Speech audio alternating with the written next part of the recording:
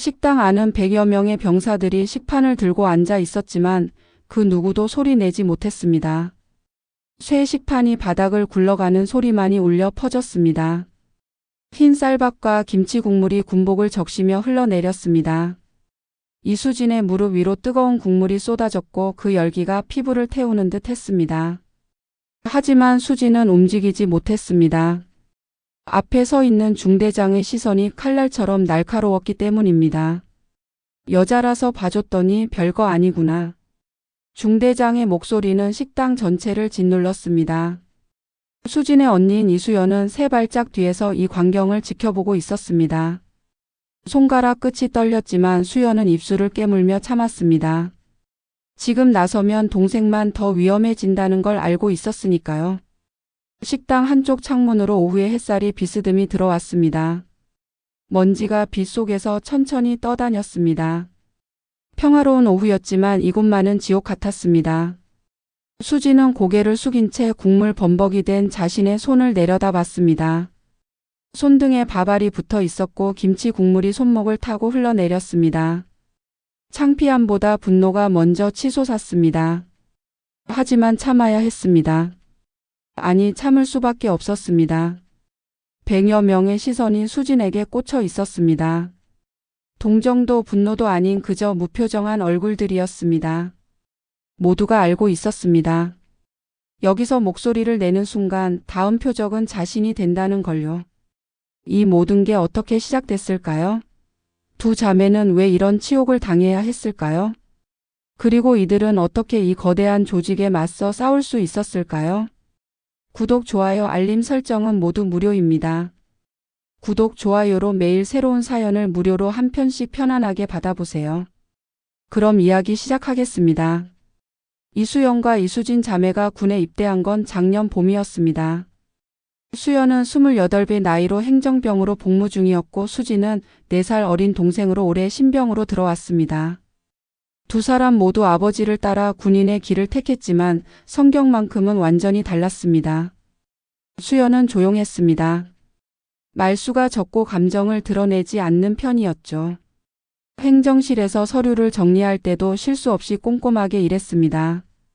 단정하게 자른 단발머리, 차분한 말투. 하지만 누군가 그의 눈을 자세히 들여다본다면 그 안에 강직한 무언가가 숨어 있다는 걸 알아챌 수 있었습니다.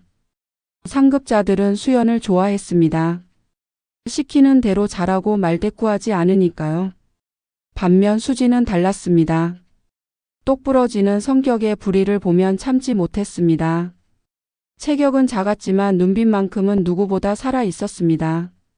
훈련소 시절에도 조교가 부당하게 기합을 줄 때면 수지는 질문을 던졌습니다. 왜 우리가 이걸 받아야 하는지 설명해 주십시오. 당연히 더 혹독한 기합이 돌아왔지만 수지는 꺾이지 않았습니다. 군복은 아직 그에게 어색하게 걸쳐져 있었고 신병의 풋풋함과 동시에 상처가 묻어났습니다. 입대 석 달째 되던 어느 날 오후였습니다. 수지는 생활관에서 청소를 하고 있었습니다. 걸레질을 하던 중 침대 아래에서 이상한 서류 뭉치를 발견했습니다. 먼지투성이인 봉투 안에는 훈련 장비 구매 내역서가 들어 있었습니다. 날짜를 보니 2년 전 문서였습니다. 이게 왜 여기 있지? 수지는 서류를 펼쳐봤습니다. 방독면 100개, 방탄복 50벌, 헬멧 150개. 구매 금액란에는 어마어마한 숫자가 적혀 있었습니다. 그런데 이상했습니다. 수진이 입대하고 나서 받은 장비들은 모두 낡고 해진 것들이었거든요. 방독면은 고무가 갈라져 있었고 방탄복은 끈이 헐거웠습니다. 헬멧은 안쪽 스펀지가 다 떨어져 나간 상태였습니다. 이거, 돈은 어디로 간 거야? 수지는 서류를 몰래 챙겨서 언니를 찾아갔습니다. 행정실 뒤편 창고에서 둘은 만났습니다. 수연은 서류를 받아들고 찬찬히 읽어 내려갔습니다. 얼굴이 점점 굳어졌습니다. 침착했던 수연의 눈빛이 흔들렸습니다. 수진아, 이거 어디서 났어? 생활관 침대 밑에 있었어. 언니, 이거 이상하지 않아? 돈은 이렇게 많이 썼는데 우리가 받은 건 다 낡은 거잖아. 수연은 한참을 생각하더니 조심스럽게 입을 열었습니다. 이거 함부로 들고 다니면 안 돼. 누가 일부러 버린 걸 수도 있어. 버렸다고? 왜? 증거를 없애려고. 수진의 눈이 커졌습니다. 수연은 서류를 다시 봉투에 넣으며 말했습니다. 일단 이건 내가 보관할게. 너는 아무 말도 하지 마. 알았지? 하지만 언니. 수진아. 수연의 목소리가 낮아졌습니다. 그 목소리에는 단호함이 깔려 있었습니다. 여기는 군대야. 우리가 함부로 움직였다간 둘 다 위험해져. 일단은 조용히 있어. 수진은 입술을 깨물었지만 결국 고개를 끄덕였습니다. 하지만 이 발견이 모든 걸 바꿔놓을 줄은 그때는 몰랐습니다. 서류를 발견한 지 사흘째 되던 날 아침이었습니다. 중대장 윤태식 대령이 조회 때 수진을 불렀습니다. 윤 대령은 50대 초반의 나이였지만 배가 불룩 나온 체형 때문에 더 나이 들어 보였습니다. 그는 늘 팔짱을 끼고 병사들을 내려다보는 버릇이 있었습니다. 키가 크고 체격도 좋았지만 그 모습은 위험보다는 압박감을 주었습니다. 이수진 일병 앞으로. 수진은 긴장한 채 앞으로 걸어 나갔습니다. 100여 명의 병사들이 지켜보는 가운데 윤 대령은 수진을 위아래로 흘어봤습니다. 그 시선이 불편했지만 수진은 자세를 흐트러뜨리지 않았습니다. 아침 햇살이 부대 광장을 비추고 있었지만 공기는 무겁게 가라앉아 있었습니다. 내가 생활관 청소 담당이지? 예, 그렇습니다. 청소는 제대로 하고 있나? 최선을 다하고 있습니다. 윤 대령은 코웃음을 쳤습니다.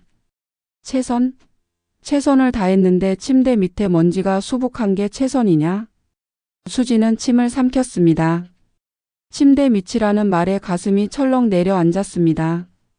혹시 서류를 가져간 걸 알고 있는 걸까요? 죄송합니다. 더 신경 쓰겠습니다. 신경을 쓴다고? 어떻게? 윤 대령의 목소리가 높아졌습니다. 주변 병사들이 움찔했습니다.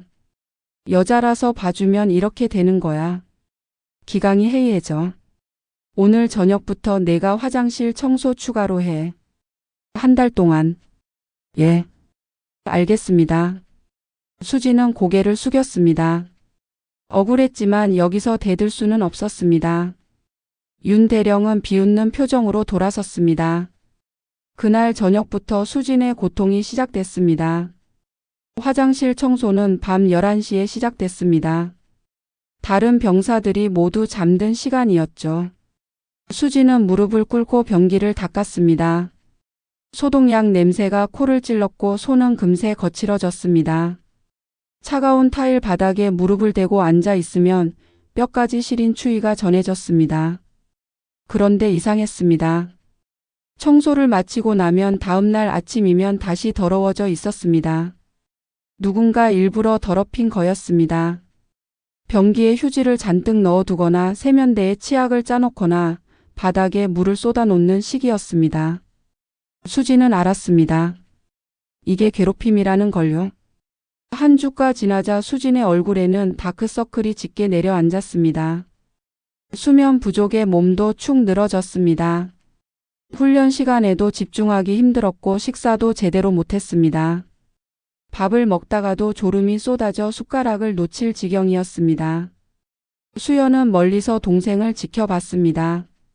가슴이 찢어질 것 같았지만 함부로 나설 수 없었습니다. 자신이 움직이면 둘 다 더 위험해질 게 분명했으니까요. 그러던 어느 날 오후였습니다. 수진은 훈련장에서 장애물 넘기 훈련을 하고 있었습니다. 철봉을 넘던 중 발을 헛디뎠습니다. 몸이 앞으로 쏠리며 그대로 땅바닥에 떨어졌습니다. 어깨가 땅에 부딪히는 순간 날카로운 통증이 온몸을 관통했습니다. 수진은 신음을 삼키며 일어나려 했습니다. 하지만 왼쪽 어깨에 힘이 들어가지 않았습니다. 팔이 저리고 아팠습니다. 땅바닥에서 흙먼지가 일어나 코를 찔렀고 입안에서는 흙맛이 났습니다. 훈련 조교가 다가왔습니다. 박기철 중령이었습니다. 40대 초반의 그는 윤 대령의 오른팔이었습니다. 각진 얼굴에 늘 삐딱한 태도를 보이는 사람이었죠. 그는 수진을 내려다보며 말했습니다. 왜 넘어졌어? 죄송합니다. 실수했습니다. 실수? 내가 훈련을 성의 없이 하니까 넘어지는 거지. 일어나. 다시 해. 예. 수진은 이를 악물고 일어섰습니다. 어깨가 끊어질 듯 아팠지만 참아야 했습니다. 다시 철봉 앞에 섰습니다. 손을 뻗어 철봉을 잡으려는 순간 어깨에서 찢어지는 듯한 통증이 왔습니다. 못하겠습니다. 수진의 목소리가 떨렸습니다. 박중령은 비웃었습니다. 못해? 그럼 오늘 저녁 식사 거르고 훈련장 100바퀴 뛰어. 알았어? 예. 수진은 고개를 숙였습니다. 눈물이 날 것 같았지만 꾹 참았습니다. 주변 병사들은 아무 말도 하지 않았습니다. 모두가 고개를 숙이고 있었습니다. 그날 밤 수진은 훈련장을 뛰었습니다. 어깨는 계속 아팠고 다리는 후들거렸습니다. 그래도 멈출 수 없었습니다. 멈추면 더한 벌이 기다리고 있을 테니까요. 달빛 아래서 수진의 그림자가 길게 늘어졌습니다. 숨소리만이 고요한 밤을 깼습니다. 땀이 등을 타고 흘러내렸고 목구멍에서는 샘물 맛이 났습니다. 100바퀴를 다 채우고 쓰러졌을 때 시계는 새벽 2시를 가리키고 있었습니다. 수연은 동생이 무너져가는 걸 지켜만 볼 수 없었습니다. 행정실에서 일하는 수연은 조심스럽게 움직이기 시작했습니다. 밤늦게까지 남아 서류를 정리하는 척하며 부대의 기록들을 훑어봤습니다. 수진이 발견한 서류가 진짜라면 분명 어딘가에 더 많은 증거가 있을 거라고 생각했습니다. 형광등 불빛 아래서 서류 더미를 넘기는 수연의 그림자가 벽에 길게 드리워졌습니다. 닷새째 되던 밤이었습니다. 행정실 뒤편 창고에서 수연은 오래된 파일 상자를 발견했습니다. 먼지가 수북이 쌓여 있었고 상자 위에는 2년 전 훈련 기록이라고 적혀 있었습니다. 상자를 열자 곰팡이 냄새가 코를 찔렀습니다. 수연은 주변을 살피고 상자를 열었습니다. 안에는 훈련 일지, 장비 점검 기록, 사고 보고서들이 빼곡히 들어 있었습니다. 하나씩 펼쳐보던 수연의 손이 멈췄습니다. 훈련 중 사망 사고 보고서. 2년 전 8월 한 병사가 훈련 중 추락해 사망했다는 내용이었습니다. 보고서에는 안전장비 미착용으로 인한 사고라고 적혀 있었습니다. 하지만 다음 페이지를 넘기자 수연의 얼굴이 굳어졌습니다. 장비 점검 기록 마이너스 안전벨트 15개 중 12개 노후화로 교체 필요. 사고가 난 날짜보다 석 달 전에 작성된 기록이었습니다. 다시 말해 부대는 장비가 낡았다는 걸 알고 있었지만 교체하지 않았다는 뜻이었습니다. 그리고 사고가 나자 병사의 책임으로 돌렸던 겁니다. 수연은 손이 떨렸습니다. 이게 한두 건이 아니었습니다. 상자 안에는 비슷한 보고서들이 수십 장 있었습니다. 훈련 중 부상, 장비 고장, 식중독 사고. 모든 게 은폐되거나 축소 보고되어 있었습니다. 이런 미친.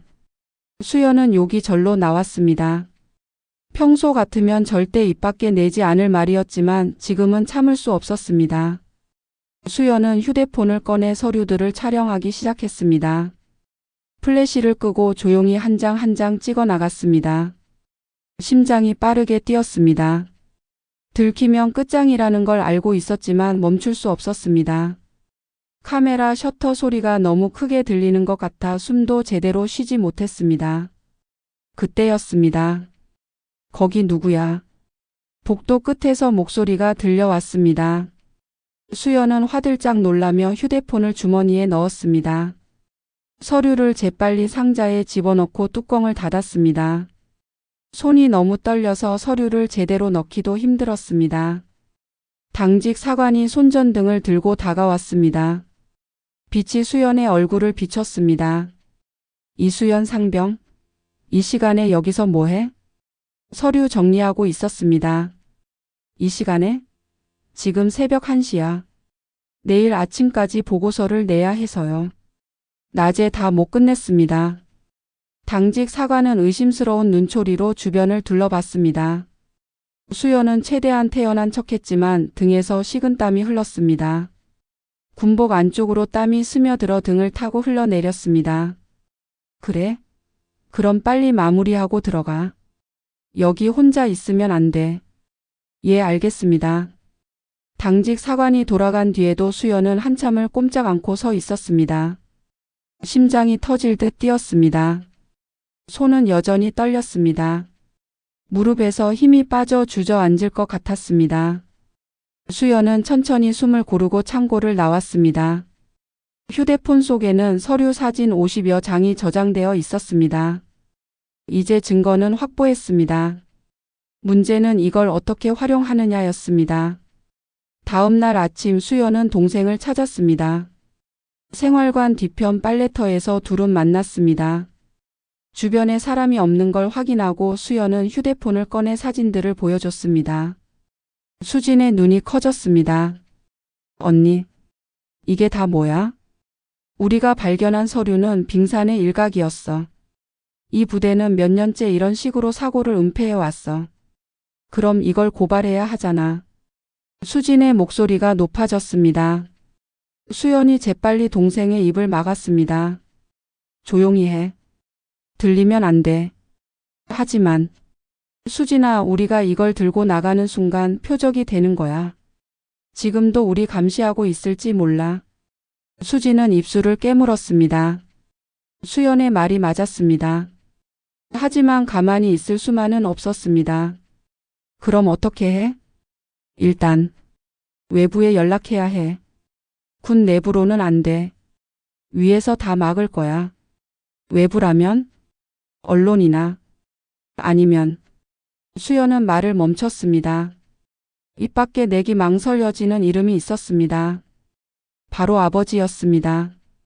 두 사람의 아버지 이정호는 현역 중장이었습니다. 군단장을 맡고 있는 고위 장성이었죠. 흰머리가 섞인 짧은 머리, 주름진 얼굴에 강직한 눈빛을 가진 그는 군복에 별 3개를 달고 있었습니다. 하지만 평소 아버지는 딸들에게 엄격했습니다. 아빠한테는 말하지 말자. 수진이 먼저 말했습니다. 왜? 아빠가 도와주실 수도 있잖아. 언니도 알잖아. 아빠는 우리가 혼자 해결하길 바라실 거야. 그리고 아빠한테 폐를 끼치고 싶지 않아. 수연은 한숨을 내쉬었습니다. 동생 말이 맞았습니다. 아버지는 늘 말했습니다. 군인으로 들어온 이상 스스로 해결하라고, 그게 진정한 군인의 자세라고. 아버지는 분명 실망할 것입니다. 군에 적응하지 못하고 아버지 뒤에 숨는 딸들을 탐탁지 않게 여길 테니까요. 그럼 언론밖에 없네. 응. 내가 알아볼게. 일단은 조용히 지내자. 들키면 안 돼. 두 사람은 고개를 끄덕이고 헤어졌습니다. 하지만 그날 오후 상황은 급격히 악화됐습니다. 사장 마이너스 모욕의 식당. 그날 저녁 식사 시간이었습니다. 식당에는 100여 명의 병사들이 모여 있었습니다. 금속 식판이 부딪히는 소리, 국을 푸는 소리, 낮게 나누는 대화 소리들이 뒤섞여 있었습니다. 수지는 식판을 들고 자리에 앉았습니다. 오늘 메뉴는 김치찌개와 불고기, 시금치 나물이었습니다.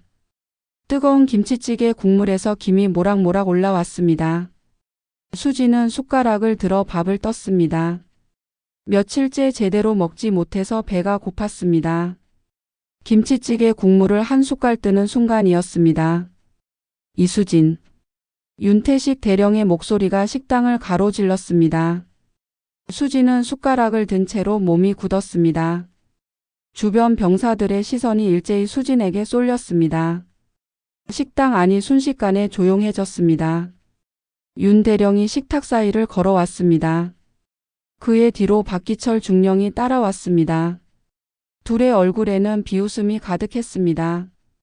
윤 대령의 발소리가 식당 바닥을 울렸고 그 소리가 점점 가까워졌습니다.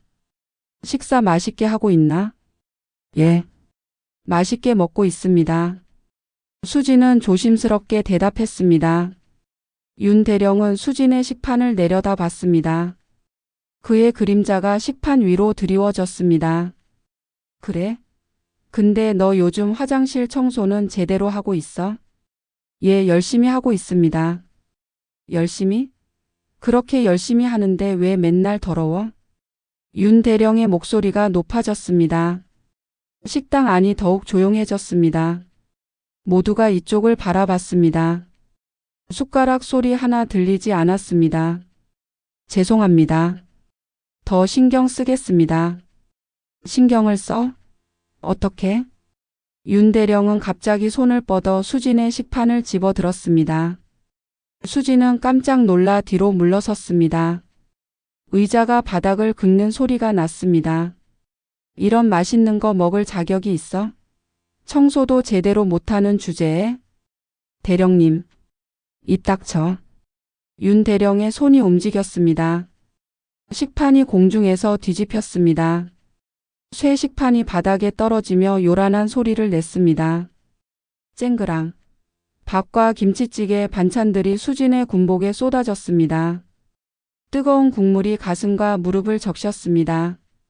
열기가 피부를 태웠지만 수진은 소리 내지 못했습니다. 김치 국물이 얼굴에 튀었고 밥알이 머리카락에 붙었습니다. 불고기 고기 조각이 어깨에 걸쳐졌고 시금치가 군복 소매를 타고 흘러내렸습니다. 여자라서 봐줬더니 별거 아니구나.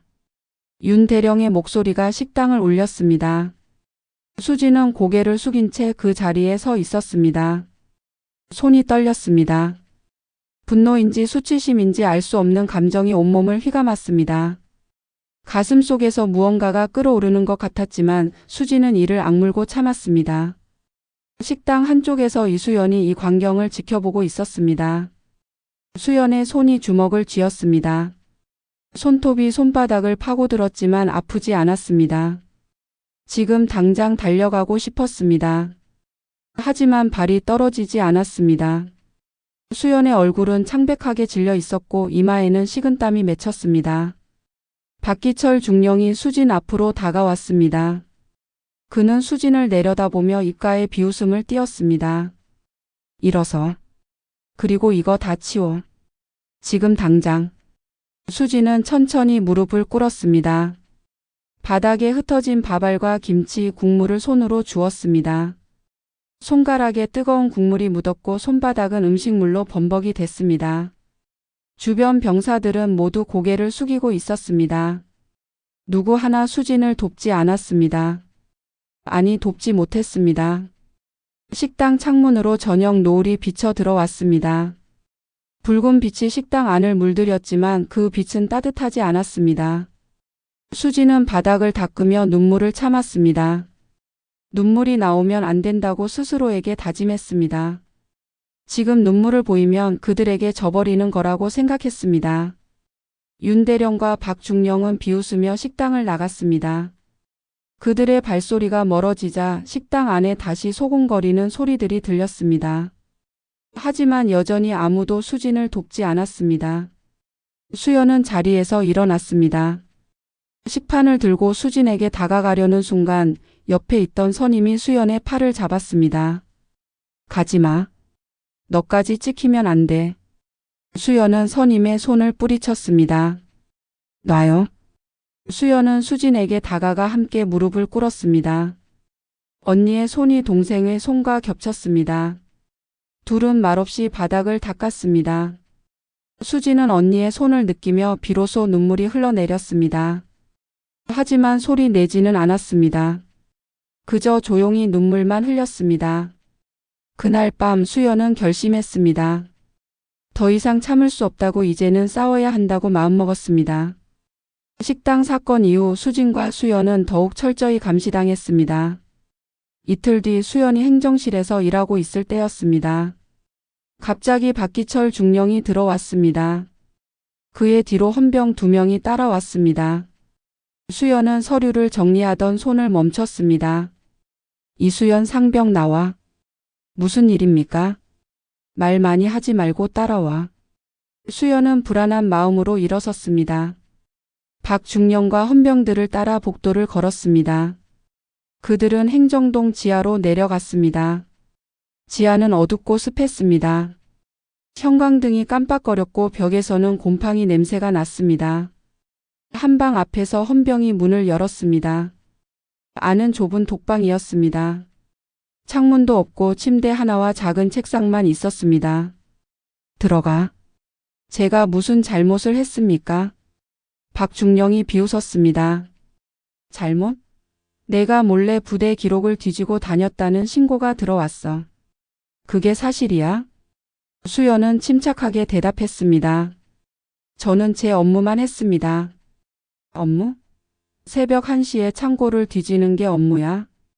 수연은 입을 다물었습니다. 당직 사관이 보고한 게 분명했습니다. 일단 여기서 조사가 끝날 때까지 있어. 알겠어? 박중령이 문을 쾅 닫았습니다. 자물쇠가 채워지는 소리가 들렸습니다. 수연은 좁은 방 안에 홀로 남겨졌습니다. 형광등 빛만이 천장에서 희미하게 내려왔습니다. 수연은 침대에 앉았습니다. 손이 떨렸습니다. 들킨 거였습니다. 휴대폰도 압수당했습니다.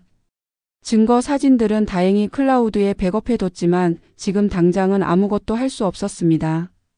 같은 시각 수진도 생활관에서 끌려 나왔습니다. 박중령은 수진을 훈련장 한 구석으로 데려갔습니다. 사람 없는 외진 곳이었습니다. 저녁 어둠이 내려앉고 있었고 주변은 고요했습니다. 무릎 꿇어. 왜 그래야 합니까? 말 많이 하지 말고 무릎 꿇으라고. 박중령의 목소리가 높아졌습니다. 수진은 천천히 무릎을 꿇었습니다. 차가운 땅바닥이 무릎을 얼렸습니다. 내 언니가 부대 기록을 몰래 뒤졌다는 거 알아? 수진은 대답하지 않았습니다. 박중령이 수진의 어깨를 발로 밀었습니다. 수진이 앞으로 넘어졌습니다. 얼굴이 땅에 닿았고 입안에서 흙맛이 났습니다. 대답 안 해? 박중령이 다시 물었습니다. 수진은 일어나 앉으며 입을 열었습니다. 언니는 아무 잘못 없습니다. 잘못이 없어? 허가도 없이 기록실을 뒤지고 다닌 게? 그건 업무였습니다. 거짓말하지 마. 박중령이 다시 수진을 밀었습니다. 수진은 이번엔 넘어지지 않으려고 버텼습니다. 하지만 박중령은 수진의 머리를 움켜쥐고 땅바닥으로 눌렀습니다. 수진의 얼굴이 흙바닥에 짓눌렸습니다. 내가 뭘 했는지 다 알아. 침대 밑에서 서류 가져간 거 내가 맞지? 수진은 숨을 헐떡이며 고개를 돌리려 했습니다. 하지만 박중령의 힘이 강했습니다. 목이 조여오는 것 같았고 눈앞이 흐려졌습니다. 대답해. 예. 제가 가져갔습니다. 박중령이 손을 놓았습니다. 수진은 기침을 하며 숨을 몰아쉬었습니다.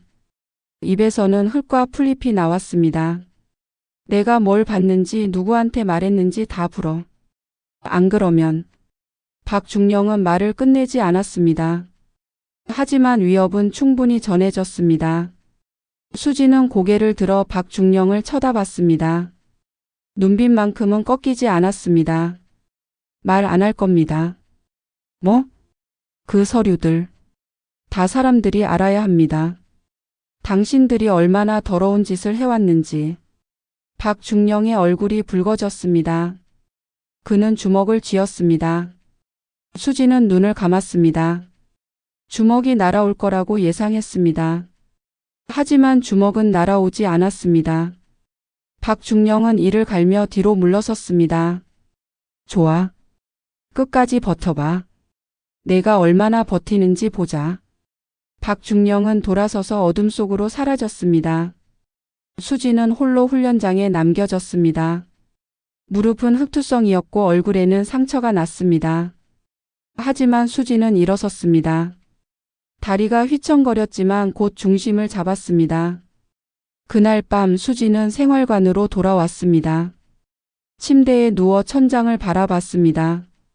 온몸이 아팠지만 마음만큼은 확고했습니다. 더 이상 참지 않겠다고 끝까지 싸우겠다고 다짐했습니다. 하지만 어떻게 싸울 수 있을까요? 증거는 압수당했고 언니는 독방에 갇혀 있었습니다. 외부와 연락할 방법도 없었습니다. 수진은 침대에서 일어나 작은 메모지를 꺼냈습니다. 펜을 들고 천천히 글을 썼습니다. 아버지께 보내는 편지였습니다. 아빠, 저희가 겪은 일들을 말씀드려야 할 것 같아요. 더는 혼자 해결할 수 없을 것 같습니다. 언니는 지금 독방에 갇혀 있고 저는 매일 폭력과 모욕을 당하고 있습니다. 이 부대에는 숨겨진 비리가 너무 많습니다. 저희를 도와주세요. 수지는 편지를 접어 작은 봉투에 넣었습니다. 내일 아침 면회 나가는 동기에게 부탁해서 우편으로 보내야 했습니다. 이게 마지막 희망이었습니다. 다음 날 아침 수지는 편지를 동기에게 건넸습니다. 이거 우체국에서 꼭 붙여줘. 부탁이야. 무슨 편지인데? 그냥 집에 보내는 거야. 동기는 고개를 끄덕이고 편지를 받았습니다. 수지는 가슴을 쓸어내렸습니다. 이제 기다리는 수밖에 없었습니다. 편지를 보낸 지 사흘이 지났습니다. 이정호 중장은 군단장 집무실에서 일하고 있었습니다. 책상 위에는 작전 계획서와 보고서들이 쌓여 있었습니다. 오후 2시쯤 비서관이 우편물을 가져왔습니다. 중장님, 개인 우편 도착했습니다. 이 중장은 고개를 끄덕이고 봉투를 받았습니다. 보낸 사람 이름을 보는 순간 그의 손이 멈췄습니다. 둘째 딸 수진의 이름이었습니다. 이 중장은 봉투를 열었습니다. 편지를 펼치자 작은 글씨로 빼곡히 쓰인 글이 보였습니다. 그는 천천히 읽어 내려갔습니다. 얼굴이 점점 굳어졌습니다. 주름진 이마에 더 깊은 주름이 생겼습니다. 편지를 다 읽은 이 중장은 책상을 내리쳤습니다. 쾅! 책상 위에 서류들이 흔들렸습니다. 비서관이 깜짝 놀라 고개를 들었습니다. 중장님, 차 준비해. 지금 당장. 어디로 가십니까? 37사단. 이 중장의 목소리는 낮았지만 단호했습니다. 비서관은 그 목소리에서 분노를 느꼈습니다. 곧바로 차량을 준비했습니다. 1시간 뒤 검은 승용차 3대가 37사단 정문 앞에 멈췄습니다. 문지기 병사들은 차량을 보고 긴장했습니다. 군단장 차량이었습니다. 첫 번째 차에서 이정호 중장이 내렸습니다.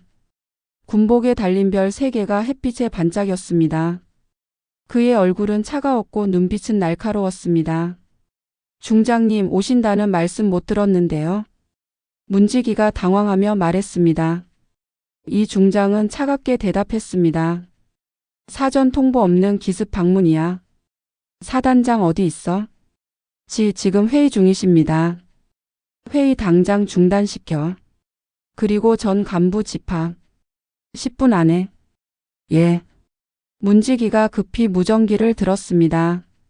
이 중장은 부대 안으로 걸어 들어갔습니다. 그의 뒤로 참모들이 따라왔습니다. 부대는 순식간에 발칵 뒤집혔습니다.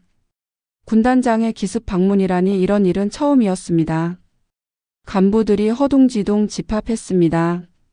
윤태식 대령도 급히 달려왔습니다. 그의 얼굴에는 당황한 기색이 역력했습니다. 이 중장은 사단 본부 앞 광장에 섰습니다.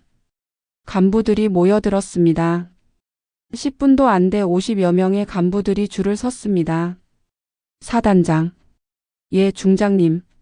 지금부터 이 부대 전체를 조사한다. 훈련 기록, 장비 관리 기록, 사고 보고서 전부 가져와. 중장님, 무슨 일이십니까? 이 중장은 사단장을 쏘아봤습니다. 내 딸들이 이 부대에서 복무 중이야. 그런데 그 딸들이 지금 어떤 꼴을 당하고 있는지 아나? 광장이 조용해졌습니다. 간부들이 서로 눈치를 봤습니다. 윤 대령의 얼굴이 창백해졌습니다. 이수연, 이수진. 이 두 병사 어디 있어? 아무도 대답하지 않았습니다. 이 중장의 목소리가 높아졌습니다. 내 딸들 어디 있냐고. 그제야 한 간부가 떨리는 목소리로 대답했습니다. 이수연 상병은 조사를 위해 독방에 있습니다. 독방? 무슨 조사? 부대 기록을 무단으로 열람한 혐의입니다. 이 중장의 눈빛이 차가워졌습니다. 이수진은 생활관에 있을 겁니다.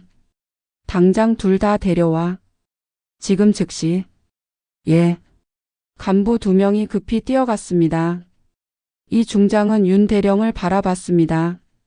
당신이 중대장이지? 예. 그렇습니다. 내 딸들한테 뭘 한 거야? 윤 대령은 입을 열었다 닫았습니다. 말이 나오지 않았습니다. 이 중장이 한 걸음 다가섰습니다. 식당에서 밥을 엎은 게 당신이지? 내 딸 얼굴에 국물을 뿌린 게 당신이야? 중장님, 그건.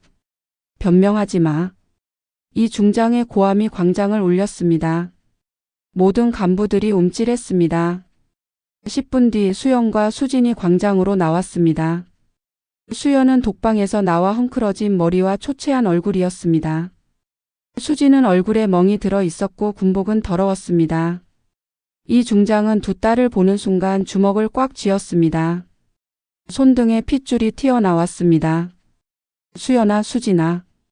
이 중장의 목소리가 떨렸습니다. 두 딸은 아버지를 보고 눈물을 흘렸습니다. 하지만 소리 내지는 않았습니다. 이 중장은 두 딸에게 다가가 어깨를 감쌌습니다. 괜찮아. 이제 아빠가 왔어. 그리고는 돌아서서 윤 대령을 바라봤습니다. 이게 군대냐? 이 중장의 고함이 부대 전체를 흔들었습니다. 이정호 중장은 즉시 군단 헌병대를 투입했습니다. 헌병 차량 5대가 부대로 들어왔고 헌병들이 사단 본부를 장악했습니다. 모든 기록실과 창고가 봉쇄됐습니다. 간부들은 한 명씩 불려나가 조사를 받았습니다. 이 중장은 사단장 집무실을 임시 지휘소로 삼았습니다. 책상 위에는 수연이 촬영한 사진들이 출력돼 펼쳐져 있었습니다. 수연이 클라우드에 백업해뒀던 증거들이었습니다. 이걸 보세요, 아버지. 수연이 서류를 하나씩 설명했습니다. 2년 전 사망사고 장비 노후와 은폐, 군납비리. 하나하나가 충격적이었습니다. 이 중장은 서류를 읽으며 얼굴이 굳어졌습니다. 이런 일이 몇 년째 계속됐다는 거냐? 예. 적어도 3년은 된 것 같습니다. 이 중장은 주먹으로 책상을 쳤습니다. 이 부대는 썩었어. 완전히 썩었어. 그는 참모에게 지시했습니다. 국방부 감찰실에 연락해. 이 사건 전체를 보고하고 특별감찰 요청해. 예, 중장님. 조사는 이틀 동안 계속됐습니다. 헌병들은 창고에서 더 많은 증거를 찾아냈습니다. 장비 구매 내역서 허위 보고서 뇌물 수수 기록까지 나왔습니다. 윤태식 대령과 박기철 중령의 비리가 속속 드러났습니다. 윤 대령은 장비 구매 과정에서 업체로부터 수억 원의 리베이트를 받았습니다. 그 돈으로 고급차를 사고 개인 부동산을 매입했습니다. 박 중령은 윤 대령의 지시를 받아 사고를 은폐하고 피해 병사들을 협박했습니다. 조사 이틀째 윤 대령과 박 중령이 체포됐습니다. 헌병들이 두 사람의 팔을 잡고 끌고 나왔습니다. 윤 대령은 여전히 오만한 표정이었습니다. 중장님, 이건 오해입니다. 저는 입 다물어. 이 중장의 차가운 목소리가 윤 대령의 말을 끊었습니다. 당신은 군인의 탈을 쓴 범죄자야. 군법회의에서 모든 걸 밝혀낼 거야. 윤 대령의 얼굴이 일그러졌습니다. 하지만 더 이상 할 말이 없었습니다. 헌병들이 그를 차에 태워 끌고 갔습니다. 박중령도 끌려 나왔습니다. 그는 이를 갈며 수연과 수진을 쏘아봤습니다. 하지만 두 자매는 당당하게 그를 바라봤습니다.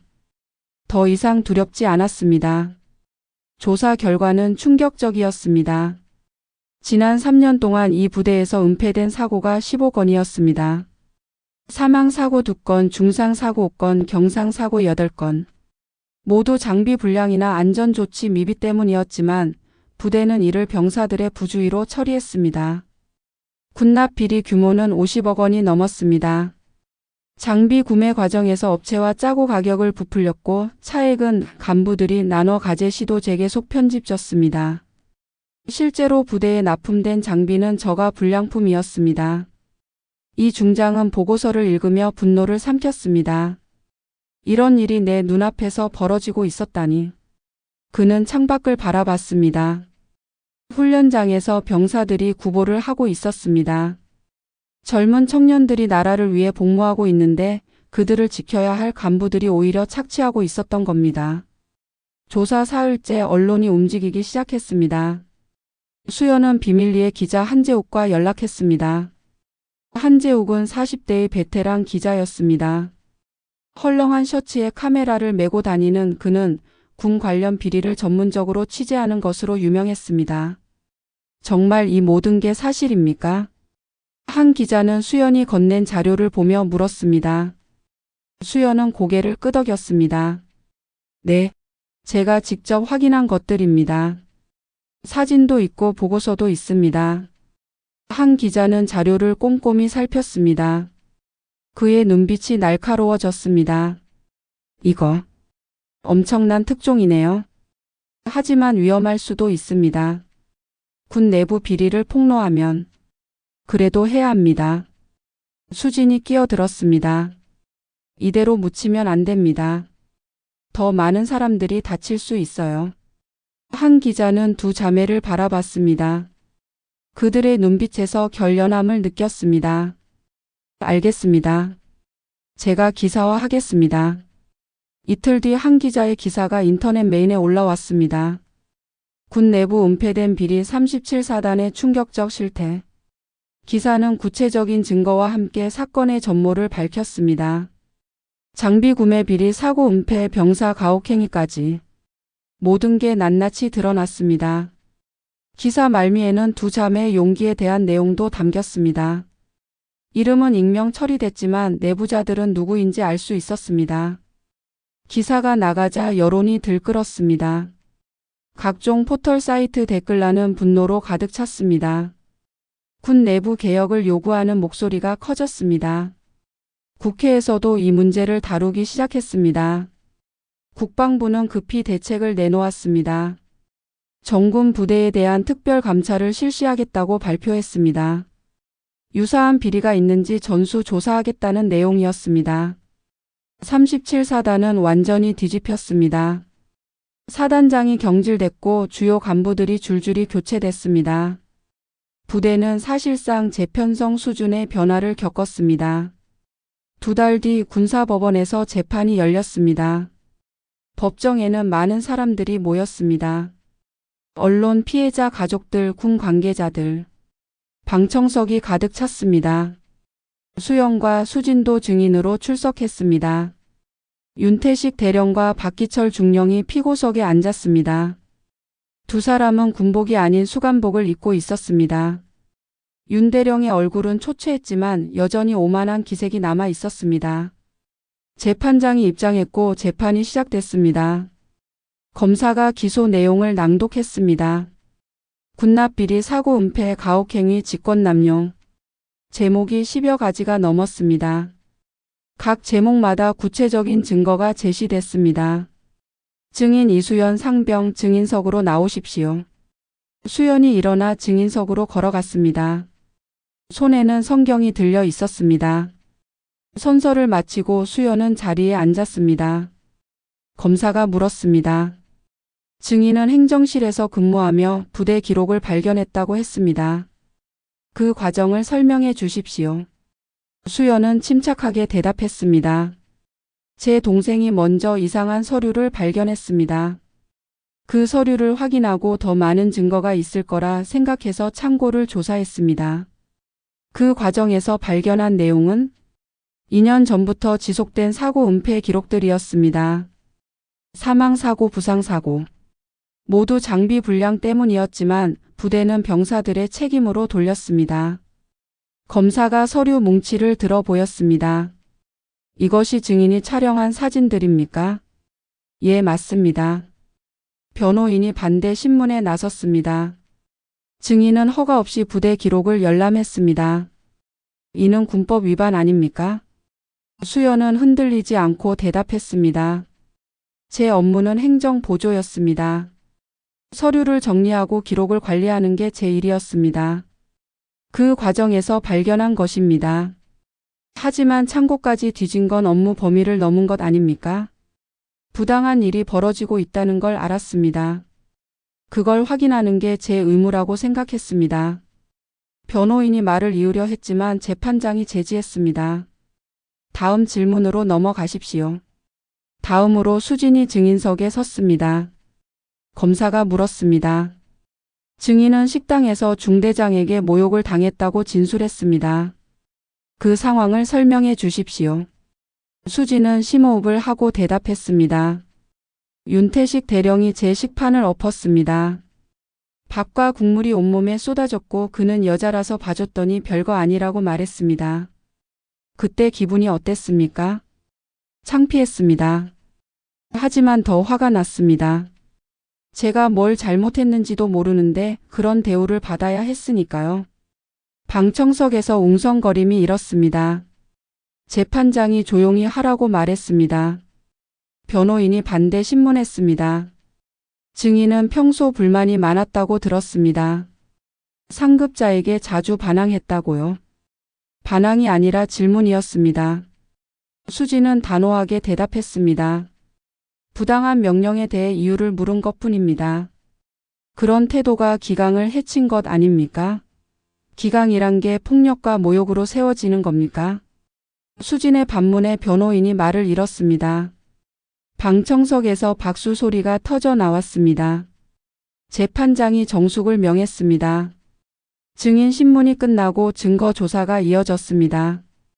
검사는 장비 구매 내역서, 은행 거래 내역, 사고 보고서들을 하나씩 제시했습니다. 모든 증거가 윤 대령과 박중령의 범죄를 입증했습니다. 윤 대령의 변호인이 최후 변론에 나섰습니다. 피고는 오랜 기간 군에 복무한 군인입니다. 일부 실수는 있었지만 그의 공로도 인정해야 합니다. 하지만 검사의 최후 변론은 단호했습니다. 피고는 군인이 아니라 범죄자입니다. 부하들을 지켜야 할 책임을 저버리고 오히려 그들을 착취했습니다. 엄중한 처벌이 필요합니다. 재판부는 일주일간 평의에 들어갔습니다. 그리고 일주일 뒤 판결이 선고됐습니다. 피고 윤태식에게 징역 10년을 선고한다. 피고 박기철에게 징역 7년을 선고한다. 재판장의 목소리가 법정에 울렸습니다. 피고들은 군인으로서의 의무를 저버렸습니다. 부하들을 지켜야 할 위치에 있으면서 오히려 그들을 착취하고 폭력을 행사했습니다. 이는 용서받을 수 없는 범죄입니다.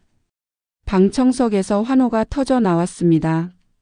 수영과 수진은 서로를 껴안았습니다. 눈물이 흘렀지만 이번에는 기쁨의 눈물이었습니다. 윤 대령은 고개를 떨어뜨렸습니다. 박중령은 이를 갈았지만 더 이상 할 수 있는 게 없었습니다.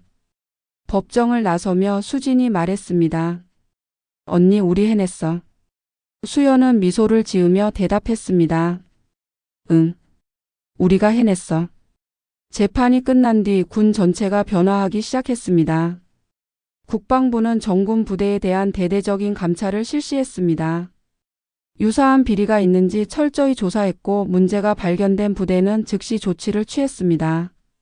10여 개 부대에서 추가로 비리가 적발됐고 관련자들이 처벌받았습니다. 군 내부 고발 제도도 개선됐습니다. 익명 신고 시스템이 구축됐고 신고자 보호 조치가 강화됐습니다. 더 이상 부당한 일을 당했을 때 침묵하지 않아도 되는 환경이 만들어졌습니다.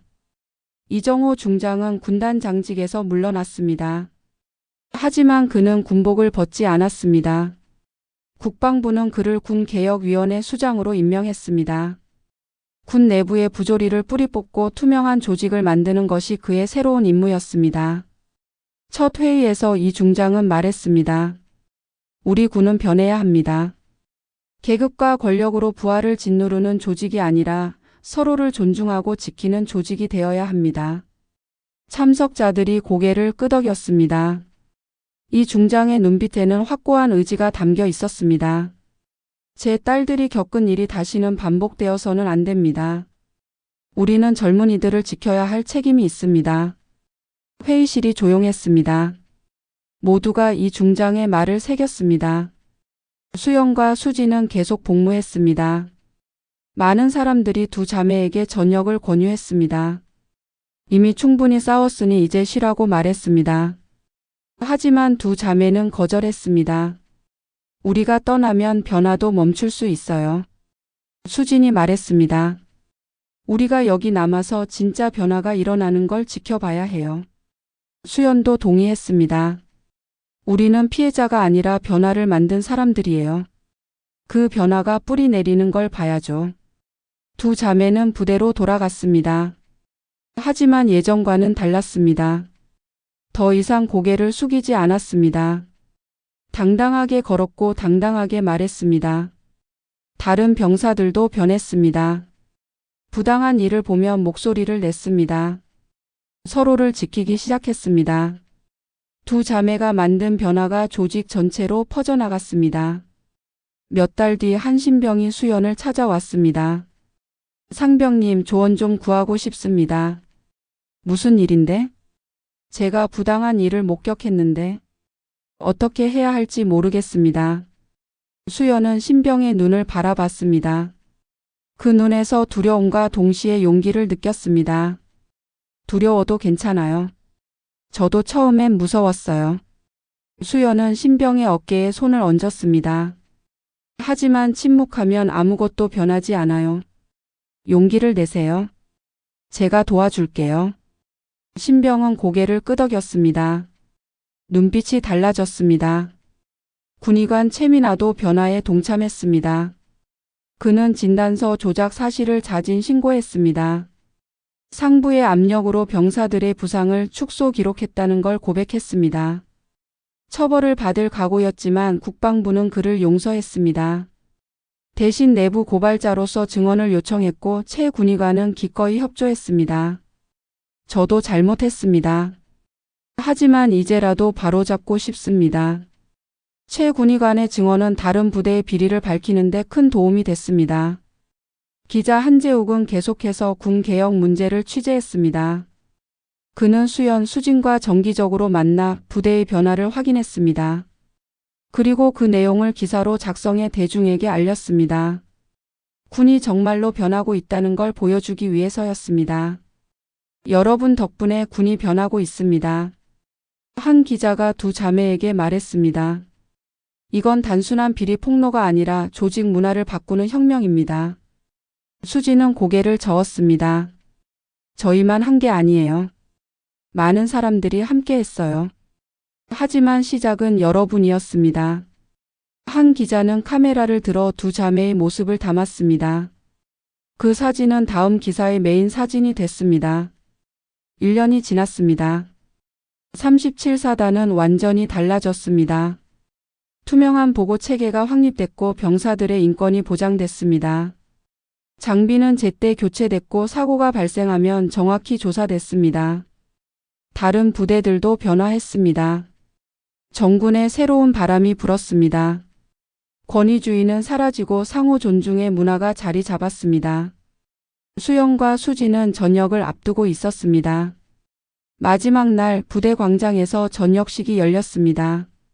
많은 병사들과 간부들이 모였습니다. 사단장이 두 자매에게 감사패를 수여했습니다. 여러분은 우리 부대를 아니 우리 군 전체를 변화시켰습니다. 그 용기에 감사드립니다. 박수 소리가 광장을 가득 채웠습니다. 수영과 수진은 마지막으로 군복을 입고 경례했습니다. 광장을 나서며 수진이 언니에게 말했습니다. 언니 후회 안 해? 뭘? 이 모든 걸 싸우기로 한 거. 수연은 미소를 지었습니다. 단 한 번도 후회한 적 없어. 너는? 나도. 오히려 잘했다고 생각해. 두 자매는 부대 정문을 나섰습니다. 정문 앞에 아버지가 기다리고 있었습니다. 이정호 중장은 군복을 입고 서 있었습니다. 아빠. 두 딸이 달려가 아버지를 껴안았습니다. 이 중장은 딸들의 어깨를 토닥였습니다. 고생 많았다. 자랑스럽다. 이 중장의 목소리가 떨렸습니다. 눈가가 붉어졌습니다. 우리 딸들이 정말 대단한 일을 해냈구나. 세 사람은 함께 차에 올랐습니다. 차가 부대를 떠나며 수영과 수지는 뒤를 돌아봤습니다. 부대 건물들이 점점 멀어졌습니다. 언니, 우리 진짜 해냈네. 응. 우리가 해냈어. 차 안에 잠시 침묵이 흘렀습니다. 그리고 이 중장이 입을 열었습니다. 너희가 보여준 용기, 그게 진정한 군인의 모습이야. 계급이 아니라 정의로 싸우는 것. 그게 군인이 가져야 할 자세지. 두 딸은 아버지를 바라봤습니다. 아버지의 눈빛에는 자랑스러움이 가득했습니다. 2년이 흘렀습니다. 이수연은 민간 기업에서 인사 담당으로 일하고 있었습니다. 조직 문화 개선이 그의 주요 업무였습니다. 군에서 배운 경험을 민간 영역에 적용하고 있었습니다. 이수진은 법학 전문대 학원에 진학했습니다. 군법과 인권법을 전공하며 미래의 변호사를 꿈꾸고 있었습니다. 억울한 사람들을 돕고 싶다는 게 그의 목표였습니다. 이정호는 여전히 군개혁위원회를 이끌고 있었습니다. 군의 투명성은 크게 향상됐고 내부 고발 건수도 증가했습니다. 이제 병사들은 부당한 일을 당했을 때 목소리를 냈습니다. 어느 날 저녁 세 사람이 함께 식사를 했습니다. 식탁에는 따뜻한 음식들이 놓여 있었습니다. 김치찌개, 불고기, 나물들. 예전 식당에서 엎어졌던 바로 그 메뉴들이었습니다. 왜 하필 이 메뉴예요? 수진이 웃으며 물었습니다. 이 중장이 대답했습니다. 기억하려고. 우리가 어디서 시작했는지, 무엇을 이겨냈는지. 수연이 국그릇을 들어 한 숟갈 떴습니다. 이제는 아무도 이 밥을 엎지 못해요. 우리가 그걸 증명했으니까. 세 사람은 웃었습니다. 따뜻한 웃음이 식탁을 감쌌습니다. 식사를 마치고 수진이 말했습니다. 언니, 아빠, 우리 정말 대단한 일을 한 거 맞죠? 이 중장이 고개를 끄덕였습니다. 대단한 정도가 아니지. 너희는 역사를 바꿨어. 수연이 동생의 손을 잡았습니다. 우리는 피해자가 아니었어. 정의를 밝힌 증인이었지. 그 말이 공기를 가득 채웠습니다. 세 사람은 서로를 바라보며 미소 지었습니다. 창밖으로 저녁 노을이 비쳤습니다. 붉은 빛이 식탁을 물들였습니다. 이번에는 그 빛이 따뜻했습니다. 우리는 피해자가 아니었습니다.